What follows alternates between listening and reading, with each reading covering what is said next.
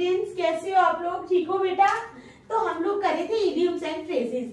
अब बहुत दिन हो गए, आप भी सोच रहे होंगे काफी दिनों से मैं इडियम्स एंड फ्रेजेस ही करवाती जा रही हूँ। बस इडियम्स और फ्रेजेस का आज ये लास्ट डे है, कल कोई हम नया टॉपिक करेंगे, ठीक है? तो स्टार्ट करने से पहले मेरी आप लोगों से ये रिक्वेस्ट है कि प्लीज मेरे चैनल को लाइक और सब्सक्राइब जरूर करें। तो चलो स्टार्ट करते हैं। आज लास्ट डे है इडियम्स एंड फ्रेजेस का, तो अच्छी तरह इनको समझ लेना। हमारा फर्स्ट इडियम है you can't hide elephants in mouse holes. क्या है? यू कांट हाइड, क्या है? You can't hide elephants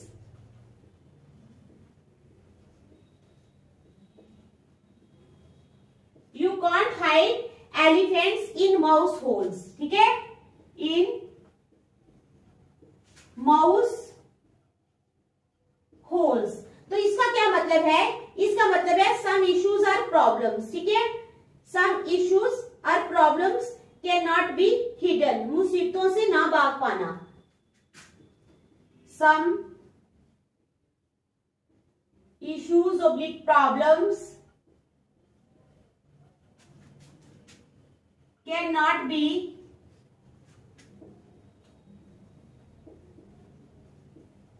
hidden. Some issues or problems cannot be hidden.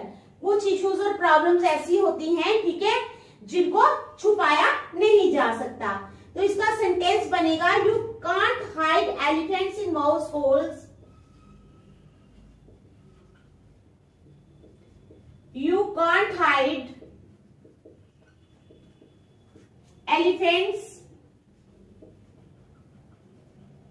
You can't hide elephants in mouse holes.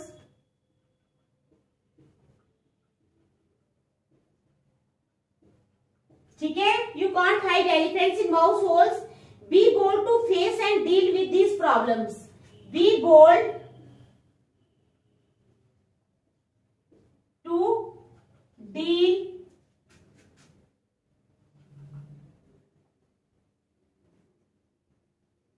with these problems. ठीक है, समझ आ गई? You can't hide elephants in mouse holes का मतलब होता है some issues oblique problems cannot be hidden. कुछ इश्यूज या प्रॉब्लम्स ऐसी होती हैं जिनको छुपाया नहीं जा सकता। तो सेंटेंस बनेगा you can't hide elephants in mouse holes.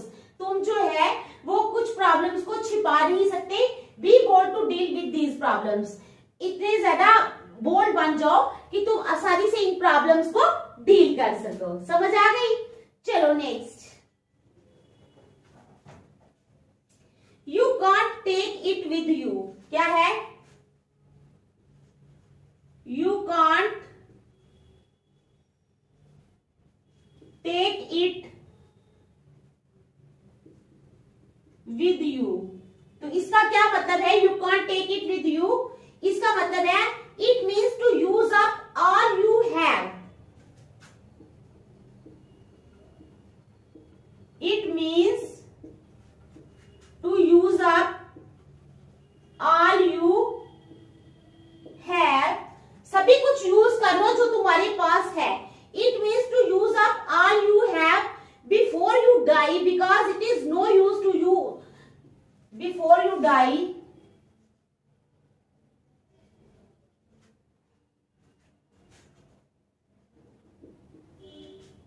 Before you die, because it is no use to you afterwards.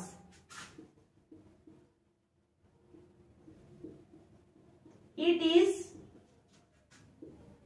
no use to you afterwards. ठीक है, तो मैं समझाती हूँ आपको। पहले सेंटेंस लिख लेती हूँ। सेंटेंस है हमारे पास, what's the point of saving every single penny. What's the point of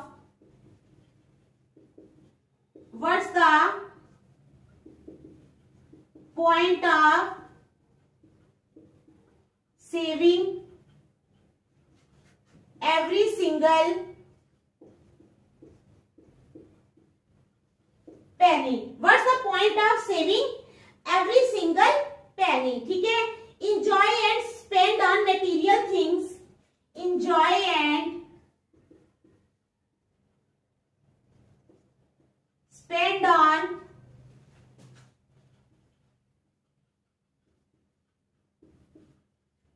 material things. Enjoy and spend on material things. ठीक है, while you are alive.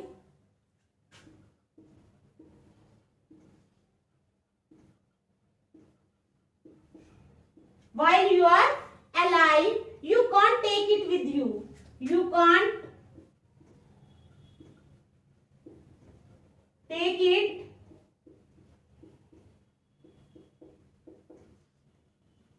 with you.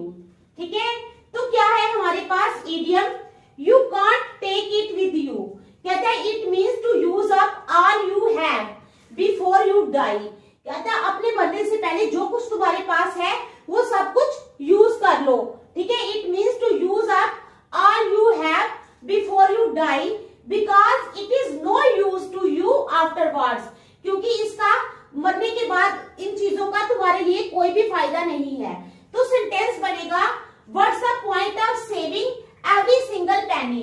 हर एक सिंगल पेनी को सेव करने का क्या मतलब है. ठीक है, enjoy and spend on material things. Enjoy करो और मटेरियल चीजों पे खर्च करो व्हाइल यू आर अलाइव, जब तक तुम जिंदा हो. You can not take it with you. इन चीजों को तुम अपने साथ नहीं लेकर जा सकते. कोई भी मरने के बाद कोई चीज थोड़ी ना ले सकता है, वो यही रह जाती हैं. तो कहते हैं कि जब तक तुम जिंदा हो तुम इन चीजों को यूज करो. नेक्स्ट इडियम है हमारा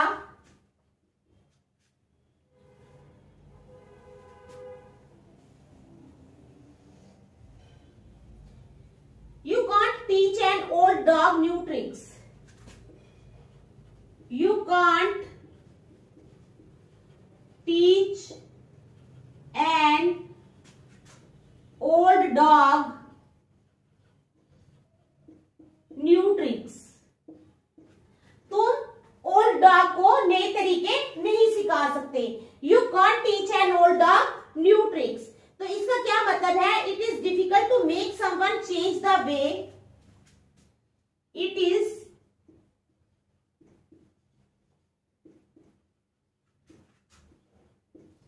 difficult to make someone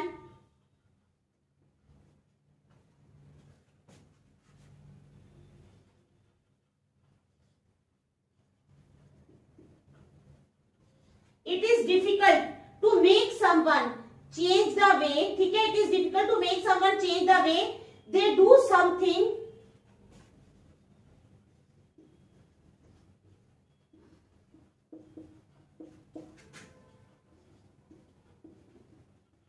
They do something. ठीक है, when they have been doing it the same way for a long time. When they have been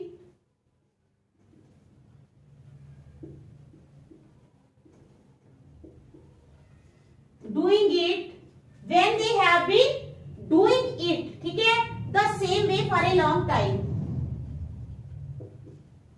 Same way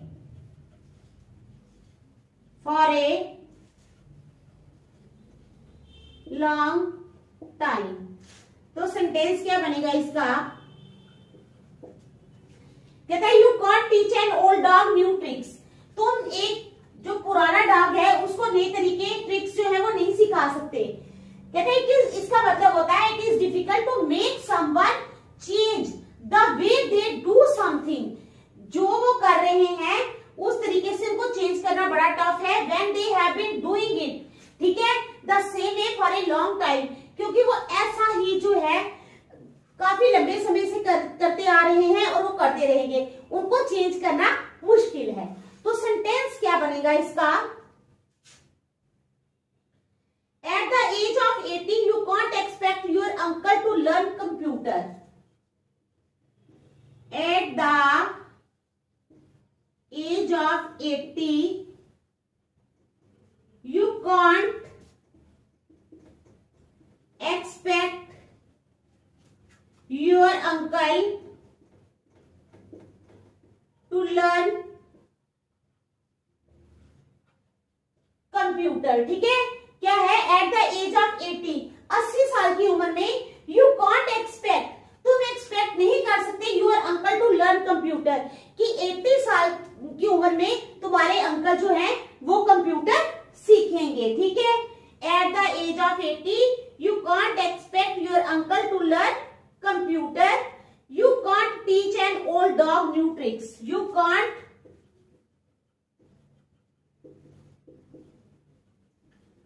teach an old dog new tricks, तुम एक old dog को नए तरीके नहीं सिखा सकते। नंबर 4 है हमारे पास, you can't unring a bell, you can't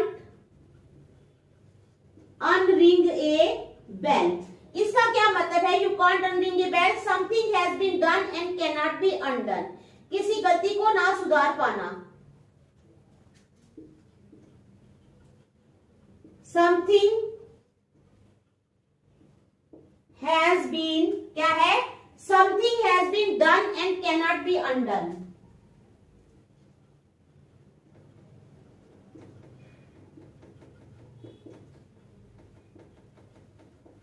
तो इसका मतलब है किसी गलती को ना सुधार पाना। You can't unring a bell का मतलब है something has been done and can not be undone. तो इसका सेंटेंस बनेगा हमारे पास, you should have studied hard for your annual examination, you should have studied hard for your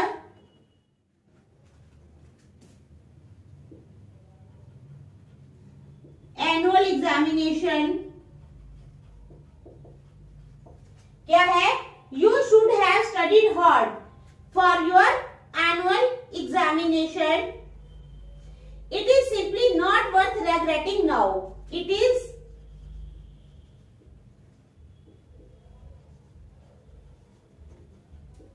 simply not worth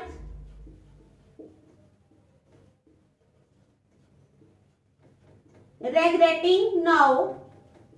अब जो है regret करने का कोई फायदा नहीं है, ठीक है। You cannot unring a bell, you cannot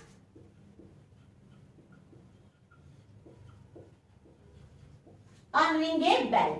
तो क्या है हमारे पास sentence, you cannot unring a bell, इसका मतलब है something has been done and cannot be undone, कोई चीज जो है वो हो चुकी है और उसको गलती को नहीं सुधारा जा सकता। सेंटेंस बनेगा, you should have studied hard for your annual examination, तुम्हें पहले से ही अपनी एनुअल एग्जामिनेशन के लिए अच्छी मेहनत करनी चाहिए थी ना। It is simply not worth regretting now, अब उस रेग्रेट करने का कोई भी फायदा नहीं है। You cannot unring a bell, ठीक है, तुम अपनी गलती को अब नहीं सुधार सकते। तो आप देख लो, फिर नेक्स्ट चलते हैं, शाबाश।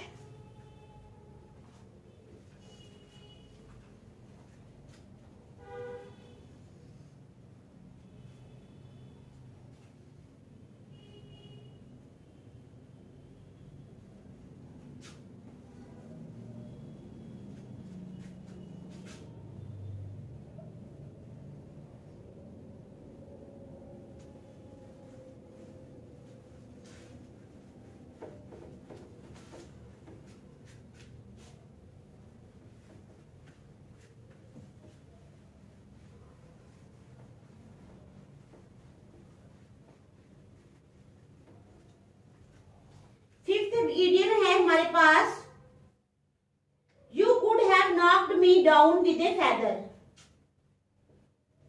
क्या है, you could have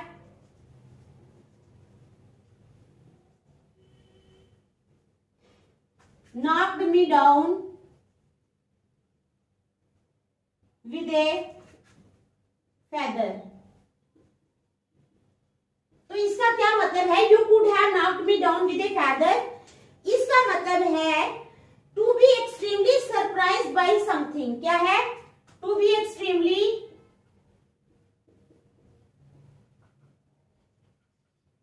surprised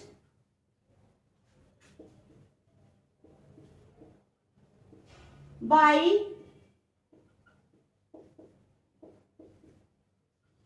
to be extremely surprised by something. You could have knocked me down with a feather का मतलब होता है to be extremely surprised by something. किसी चीज को देख के अचानक से बहुत ही सरप्राइज हो जाना. तो इसका सेंटेंस क्या बनेगा बेटा?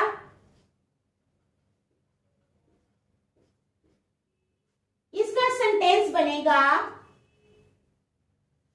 I was so amused and surprised. I was so amused and surprised. मैं बहुत ज्यादा खुश हो गई और सरप्राइज हो गई. I was so amused and surprised when I found out I had won the lottery. When I found out I have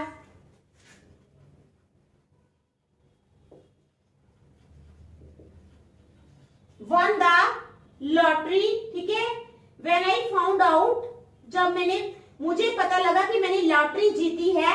That you could have knocked me down with a feather. That you could have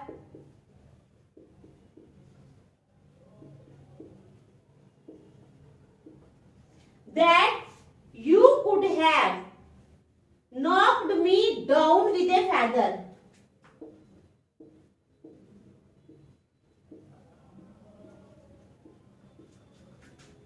With a feather. ठीक है, तो क्या है? You could have knocked me down with a feather means to be extremely surprised by something. I was so amused and surprised when I found out I have won the lottery that you could have knocked me down with a feather. जब मुझे पता लगा कि मैंने lottery जीत ली है तो मैं बहुत अम्यूज भी हुई और सरप्राइज भी हुई. ठीक है, समझ आ गई? चलो नेक्स्ट आगे है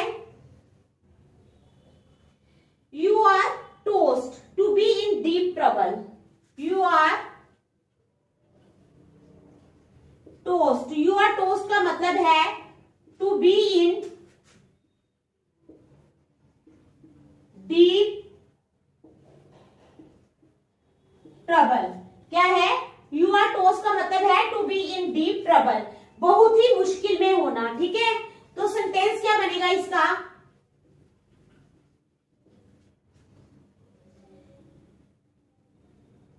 Ritesh, oh it is 3 AM already.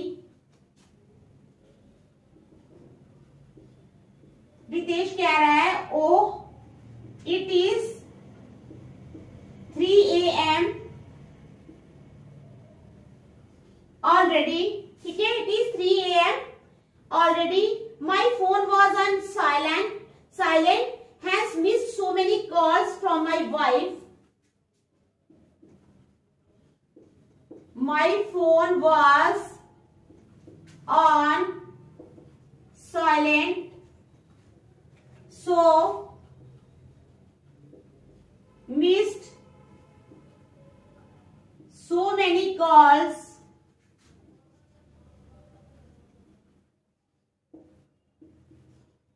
from my wife. I promised her that I would be back by 11.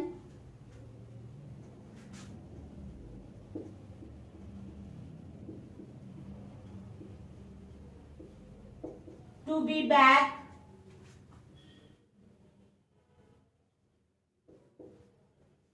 by 11.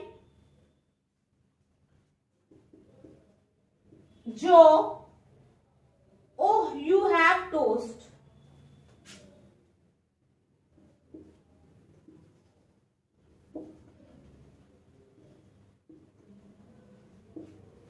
Oh, you have toast.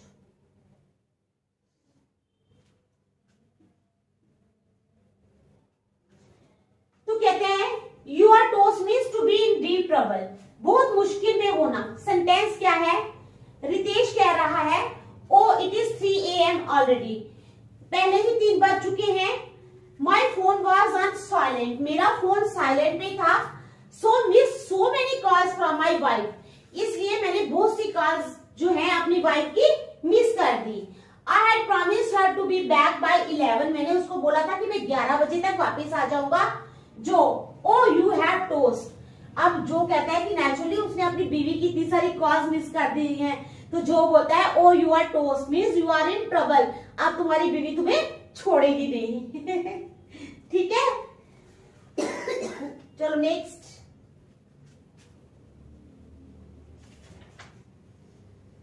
Your call, it is your decision. Your call का meaning होता है it is your decision, ये तुम्हारा decision है। ठीक है, तो sentence बनेगा it is only your call that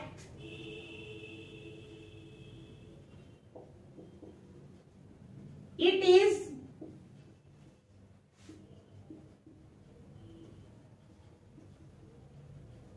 is only your call.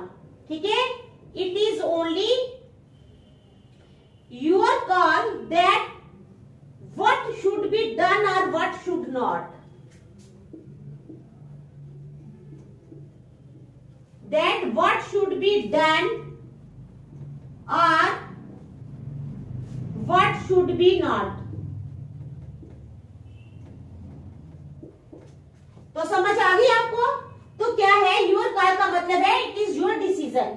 Sentence बनेगा it is only your call, ये सिर्फ तुम्हारा डिसीजन है। That what should be done, कि क्या किया जाना चाहिए, और व्हाट शुड बी नॉट, और क्या नहीं किया जाना चाहिए। चलो नंबर 8 पे है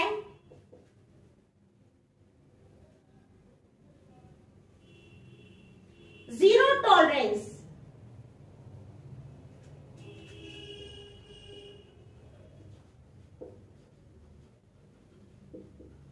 जीरो टॉलरेंस का क्या मतलब होता है?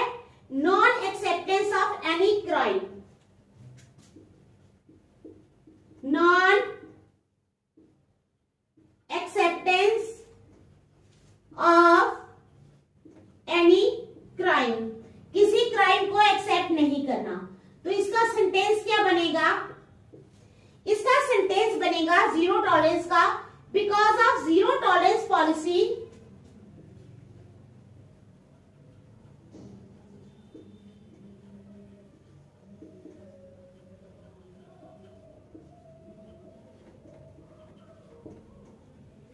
जीरो टॉलरेंस पॉलिसी की वजह से Reema was expelled from school,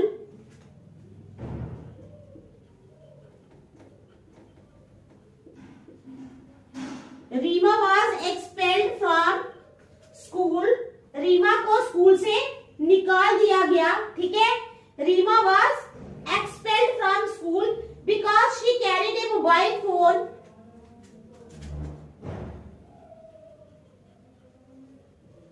because she carried a mobile phone, क्योंकि उसने एक मोबाइल फोन कैरी किया था, and was caught talking to someone during the class, and was caught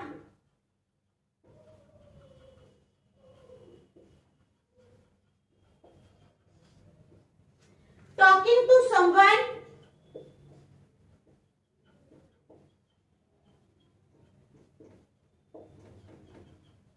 in the class. तो zero tolerance का मतलब है non acceptance of any crime, किसी क्राइम को एक्सेप्ट नहीं करना। सेंटेंस बनेगा because of zero tolerance policy, zero tolerance policy की वजह से Reema was expelled from school, Reema को स्कूल से निकाल दिया गया। Because she carried a mobile phone, क्योंकि उसके पास एक मोबाइल फोन था। And was caught talking to someone in the class, और उसको क्लास में किसी के साथ बात करते हुए पकड़ लिया गया। तो देख लो आप ये सेंटेंस, ठीक है, समझ आ गई है ना आपको? तो आज हम यहीं तक रखेंगे, नेक्स्ट हम कल करेंगे। तब तक आप इनको अच्छी तरह से रिवाइज करना। Thank you.